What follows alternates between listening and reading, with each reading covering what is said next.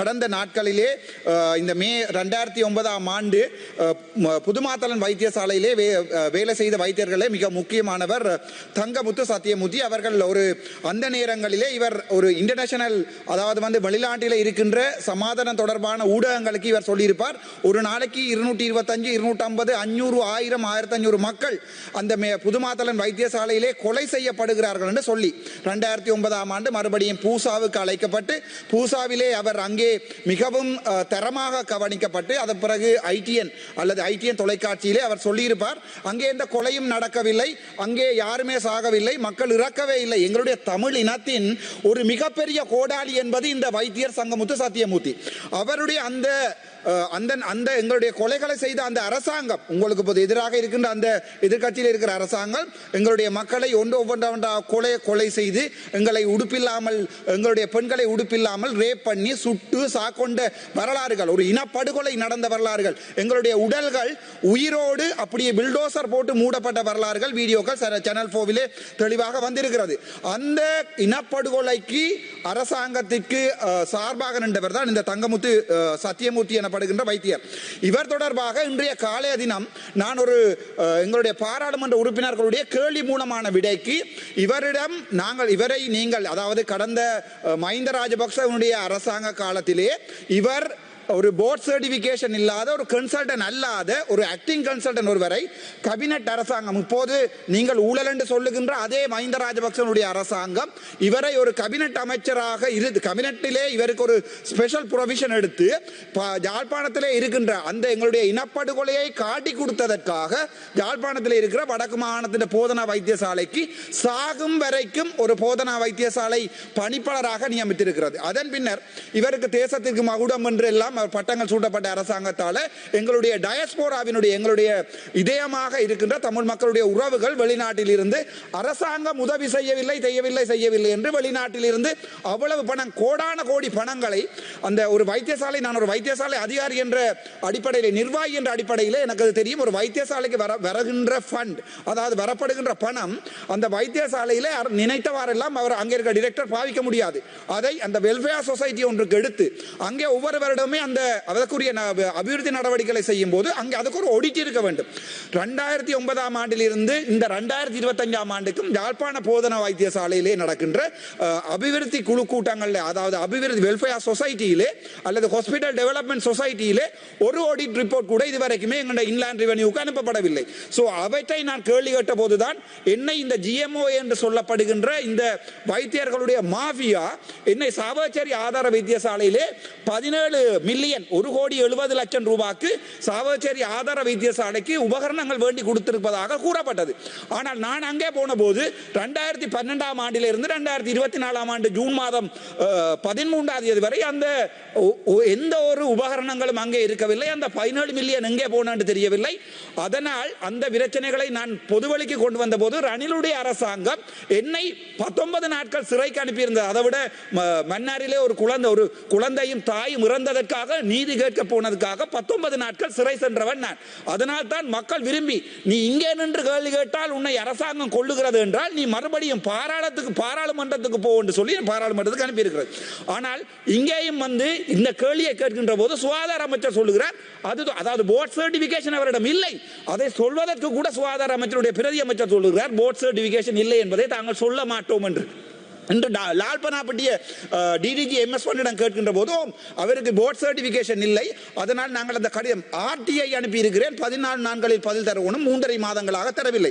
இதை நாங்கள் நீதிமன்றத்தில் பார்த்துக் கொள்கிறோம். ஆனால் இதன் அடிப்படை எங்கே இருக்கிறது என்றால் இந்த GMO யாழ்ப்பாணத்தில் இருக்கின்ற மயூரன் என்று சொல்லப்படுகின்ற ஜுடிஷியல் மெடிக்கல் ஆஃபீஸர், அவர் ஒரு JMO அல்ல, ஆனால் MO மெடிக்கல் லீகல் மயூரன் எனப்படுவார். யாழ்ப்பாணத்தில் இருக்கிற வைத்தியர்களை எல்லாமே அந்த GMO என்ற ஒரு பயம் ஒன்றை ஏற்படுத்தி வைத்தியர்களுடைய இடமாற்றம், வைத்தியர்களுடைய பிரச்சனைகள் எல்லாமே அவர் மூலமாகத்தான் இயங்குகிறது. அண்மையில கூட தெல்லிப்பளையிலே ஏப்ரல் மாதம் 2ஆம் தேதி ஒரு முஸ்லீம், அதை திரும்பவும் சொல்லுகிறேன், ஒரு முஸ்லீம் இனத்தை சேர்ந்த ஒருவர் அந்த வைத்தியசாலையிலே 9 மணிக்கு அனுமதிக்கப்பட்டு 11 மணி வரைக்கும் அந்த சுயந்தன் என்று சொல்லப்படுகின்ற என்னுடைய நண்பர் அந்த வைத்தியர் அவருடைய அன்றைக்கு அவருடைய டியூட்டி அந்த வைத்தியசாலையிலே எமர்ஜென்சி யூனிட்ஸிலே இல்லை.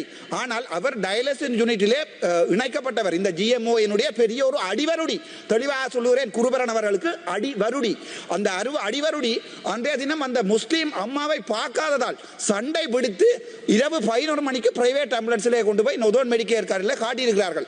அந்த நோயாளியினுடைய மகன் போய் தெல்லிப்பளை போலீசிலே முறைப்பாடுகளை செய்த போது எந்த நடவடிக்கையும் எடுக்கவில்லை. அதன் பிறகு அவர் டிஐஜியை சந்தித்து அதுக்கு பிறகு போலீஸ் சேவை ஆணைக்குழுக்கு வந்து சிஐடிக்கு கூட கடிதங்கள் அனுப்பப்பட்டிருக்கிறது. ஆனால் திட்டமிட்ட ரீதியிலே அந்த ஜிஎம்ஓ என்ற அடிவருடியாகிய மயூரனோ அல்லது அந்த வடக்கு மாகாணத்தில் இருக்கிற நொதோம் பிராவின்ஸ் ஜிஎம்ஓயோ எங்களுடைய சுகாதார அமைச்சரோ யாருமே அதை கட்டுப்படுத்துவதாக இல்லை. இவர்களை பொறுத்த வரைக்கும் அங்கே கை வைத்தால் அவர்கள் ஸ்ட்ரைக் பண்ணுவார்கள் என்ற ஒரு பயம் இருக்கிறது. இந்த ஊழலை ஒழிப்போம் என்று வந்த நீங்கள் இதுவரை காலமே தனி ஒருத்தனாக நான் போராடுகிறேன். ஆனால் நீங்கள் இதுவரையும் இன்றைய பார்த்தால் இன்றைய தினம் எனக்கு ஒரு தகவல் வந்திருக்கிறது. அம்பாறை வைத்தியசாலை, மறுபடியும் அது ஒரு முஸ்லிம் வைத்தியசாலை, அம்பாறை வைத்தியசாலையிலே வைத்திய அதிகாரிகளுக்கு எதிராக ஜிஎம்ஓஏ இன்று ஸ்ட்ரைக் பண்ணுகிறது. அப்போது ஒரு தொழிற்சங்கங்களிலே ஸ்ட்ரைக் பண்ணுவது பிரச்சனை இல்லை. ஆனால் ஒரு ஆர்பிட்ரேஷன், ஒரு நெகோசியேஷன், அதுக்கு பிறகு ஒரு ஸ்ட்ரைக் என்றது ஒரு இன்ஃபார்ம் பண்ணப்பட வேண்டும், எந்த ஒன்றுமே இல்லாமல் எடுத்த வீச்சுக்கு ஜிஎம்ஓஏ வந்து இந்த இடங்களிலுமே வைத்தியசாலையிலே ஓபிடியை பூட்டுகிறது. ஒரு வைத்தியசாலை நிர்வாகியாக சாவச்சேரி ஆதார வைத்தியசாலையிலே அந்த ஜிஎம்ஓவிடம் சண்டை பிடித்து என்னுடைய தொழிலை இழந்து என்னுடைய நிர்வாக பதவியை இழந்து 19 நாட்கள் நான் சிறைக்கு போய் இன்று வரை நான் போராடி கொண்டிருக்கிறேன். ஆனால் ஊழலை பிடிப்போம் என்று வந்து சொன்ன உங்களுடைய இந்த 150 பேர் சற்று சிந்தித்து பாருங்கள். அதை விட எங்களுடைய வடக்கு மாநிலத்தில் இருக்கிற நீதிபதிகளுக்கு ஒரு கனிவான வேண்டுகோள். நன்றி சார். நான் இருப்பேன் இல்லையோ நீதிபதிக்கு கனிவான நீதிபதிகளுக்கு ஒரு கனிவான வேண்டுகோள். எடுத்தவற்றுக்கெல்லாம் டிஃபமேஷன், அடிவருடி என்று சொன்னால் ஒரு டிஃபமேஷன், சித்து விளையாட்டு என்று சொன்னால் ஒரு டிஃபமேஷன். அப்படியான அதாவது ஒருவன் கதைக்கிறான் என்றால் அந்த கதையை நிப்பாட்டுவதற்காக வழக்கு 25 வழக்குகள் மீண்டும் போட, ஒரு வழக்கு கூட இன்று எனக்கு எதிராக இன்னுமே தீர்மானிக்கப்படவில்லை. நான் குறையானவன் அல்லது குற்றஞ்சாட்டவன் என்று. இந்த அடிப்படையான விடயங்களை இன்றை பார்த்தால் அம்ஷியினுடைய கொலைக்கான காரணங்களை உங்களுடைய கட்சி சார்ந்தவர் என்பதால் மறைக்கிறீர்கள். வடக்கு மாகாணத்திலே இந்த அனுரகுமார திசாநாயக்கருடைய அந்த ரணவிருவனுடைய பிரச்சனையை திருப்பவும் நான் සිංහලத்தில் சொல்லுகிறேன். ඒ රණවිරුව අපි හොඳට ගරු කරනවා. අපේ ජනාධිපතිතුමා කිව්වා රණවිරුවෝ මැරුවේ අපේ රට ඉන්න අපේ ජනතාව කියන කතාව දැන් මේ කොහමද මේගොල්ලෝ පාවිච්චි කරලා ආයේ දැන් අපේ මේ ජනාධිපතිතුමාට මේ මඩ ගන්නවා. එතකොට එතුමාගේ හිතේ තියෙන්නේ අපි ඒක ඉවරයි, ඉවර වෙච්ච එකක් ආපහු කතා කරන්න ඕන නෑ, අපි මේකෙන් ඉහළට යමු කියලාකොට ඒක අපි පාවිච්චි කරනවා පොලිටික්ස් එකට. ඊට අමතරව මට කියන්න තියෙන්නේ, මට ඊයේ මේ කිව්වා අපේ நேற்றைய தினம் சொன்னாருங்க அமைச்சர் வசூல் ராஜா என்று. நான் சொல்லுகிறேன், வசூல் ராஜா மட்டுமல்ல, வசூல் ராஜா MBBS என்று போட்டுக் கொள்ளுங்கள், எங்களுக்கு அதை பற்றி பிரச்சனை இல்லை. அதை விட காணி பிரச்சனையை எடுத்து பார்த்தால் நேற்றைய தினம் இவர்கள் சொல்லியிருக்கிறார்கள். நேற்று நாங்கள் எங்களுடைய பாராளுமன்ற உறுப்பினர்கள் 3 பேர், நான், ஸ்ரீதரன் ஐயா, எங்களுடைய கயந்திரமா மனமொத்து மீண்டும் போராடி இருக்கிறோம். அந்த காணி பிரச்சனை தொடர்பான உங்களுடைய அந்த கசட்டை வாபஸ் வாங்குங்கள் என்று 23ஆம் தேதி நாங்கள் உங்களுடைய பெரிய ஒரு எதிர்பார்ப்போடு இருக்கிறோம். எங்களுடைய மக்களுக்கு நீங்கள் உதவி செய்வதாக இருந்தால் நாங்கள் அரசாங்கத்துக்கு, தமிழ் மக்களாகிய நாங்கள், எங்களுக்கு யார் அரசாங்கத்துக்கு வாரார்கள் என்பது பிரச்சனை இல்லை.